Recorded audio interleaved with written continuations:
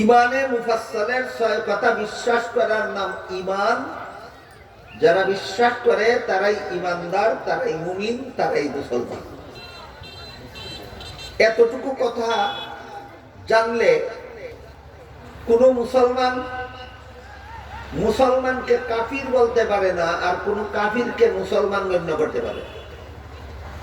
কিন্তু অনেক সময় দেখা যায় কিছু লোকে মুসলমানকেও কাফির বলে, আবার কিছু লোকে কাফিরকেও মুসলমান সাব্যস্ত করার চেষ্টা চালায়।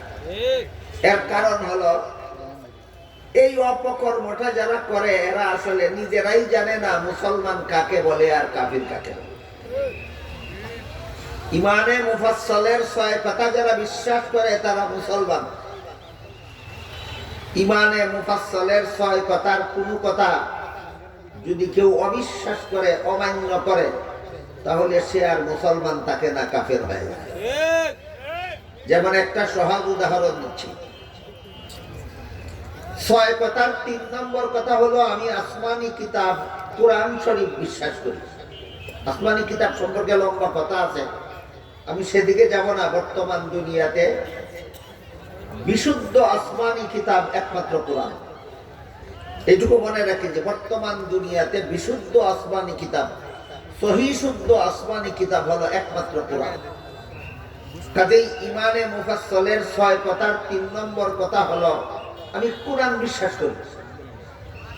এই কুরআনের সূরা আহজাবের 40 নম্বর আয়াতে আল্লাহ পাক রব্বুল আলামিন আমাদের নবী মুহাম্মদুর রাসূলুল্লাহ সাল্লাল্লাহু আলাইহি ওয়াসাল্লামকে খাতামুন নবিয়্যিন উপাধি দিয়েছেন।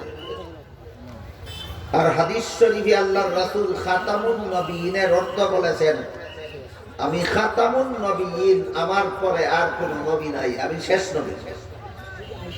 তো আল্লাহ কোরআনে বলেছেন খাতামুন নবিয়্যিন, আর হাদিসে রাসূলের অর্থ করেছেন শেষ নবী।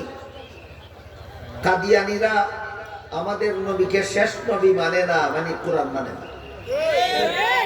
শেষ নবী মানে না, এর মর্ম হলো কি মানে না? কোরআন মানে না।